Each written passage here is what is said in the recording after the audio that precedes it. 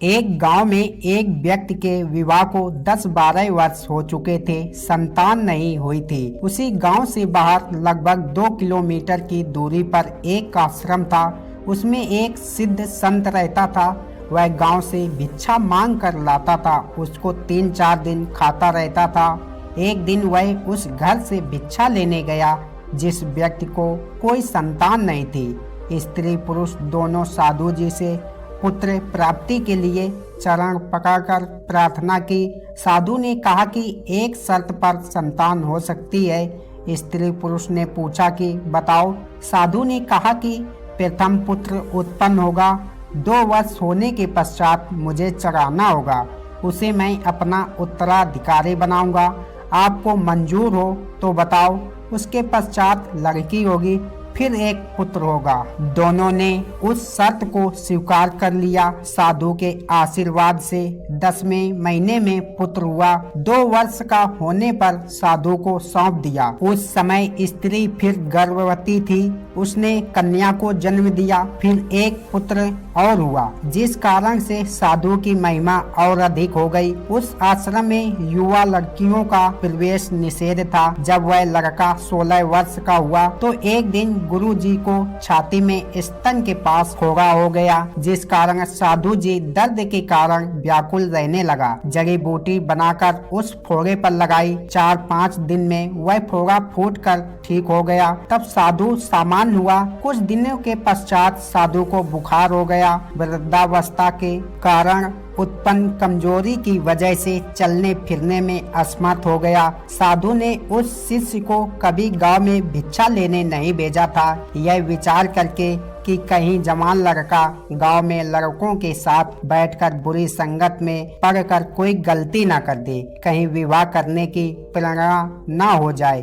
परंतु उस दिन विवश होकर साधु ने अपने शिष्य से कहा कि बेटा, भिक्षा मांग कर ला और गांव में प्रथम गली में चौथे घर से जो मिले उसे लेकर आ जाना, आगे मत जाना। लड़का गुरुजी के आदेश अनुसार उसी घर के द्वार पर गया और उस घर से एक 14 वर्षीय लड़की भिक्षा डालने के लिए द्वार पर आई। साधु लड़का उस लड़की की छाती की ओर गौर से देख रहा था। लड़की ने देख लिया कि साधु की दृष्टि में दोष है। लड़की बोली कि ले बाबा भिक्षा।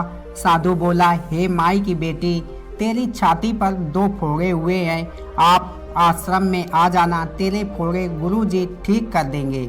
हे माई की बेटी, आपको बहुत पीड़ा हो रही होगी। मेरे गुरुजी को एक ही फोड़े ने दुखी कर रखा था। यह बात लड़के साधु से सुनकर लड़की का अंदाजा और दृढ़ हो गया कि यह साधु नेक नहीं है। लड़की ऊंची ऊंची आवाज में बोलने लगी कि अपनी माँ बहन के फोड़े ठीक करा ले, बदतमीज, तेरे को जूती मारूंगी। यह कहकर लड़की ने पैर की जूती निकाल ली और बोली, चला जा यहाँ से, फिर कभी मत आना। शोर सुनकर लड़की की माता भी द्वार पर आई और पूछा कि बेटी क्या बात है। लड़की ने उस साधु की करतूत माता को बताई। माता ने पूछा कि बाबा जी कहाँ से आए हो। लड़के साधु ने बताया कि इस आश्रम से आया हूँ। मेरे गुरुजी बीमार हो गए हैं, चलने फिरने में असमर्थ हैं, इसलिए पहली बार मुझे भिक्षा लाने भेजा है। मैं उनका शिष्य हूँ। मैंने तो इस बहन से पूछा था कि तेरी छाती पर 2 फोड़े हैं, बहुत दुखी हो रही होगी। मेरे गुरुजी को तो एक ही फोड़ा हुआ था, दिन रात दर्द से व्याकुल रहते थे। वे औषधि जानते हैं। आप गुरुजी के पास जाकर फोड़े ठीक करा लो।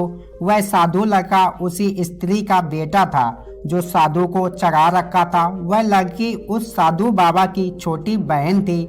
माता ने बताया कि यह तेरा भाई है जो हमने साधु को चढ़ा रखा है।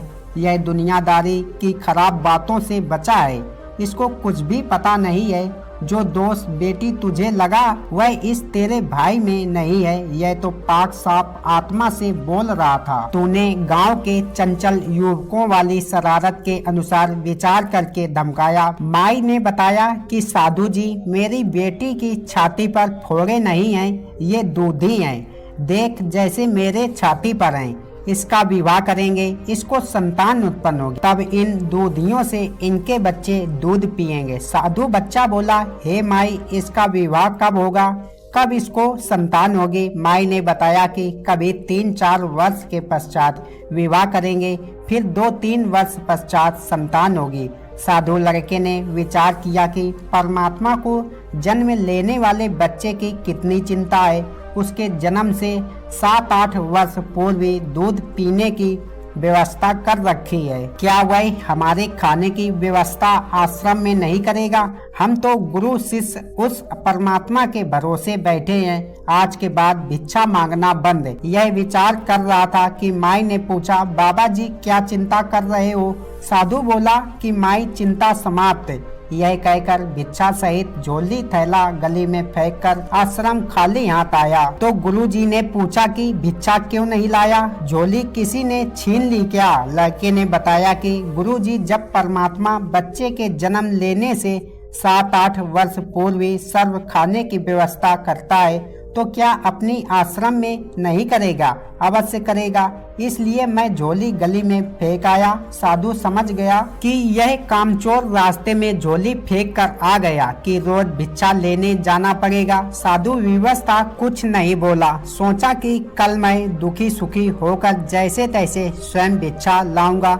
जब साधु बालक झोली तथा भिक्षा गली में फेंककर आश्रम में चला गया तो नगर के कुछ व्यक्तियों ने सोचा कि बड़े बाबा अस्वस्थ हैं, छोटे बाबा को किसी ने कुछ कह दिया।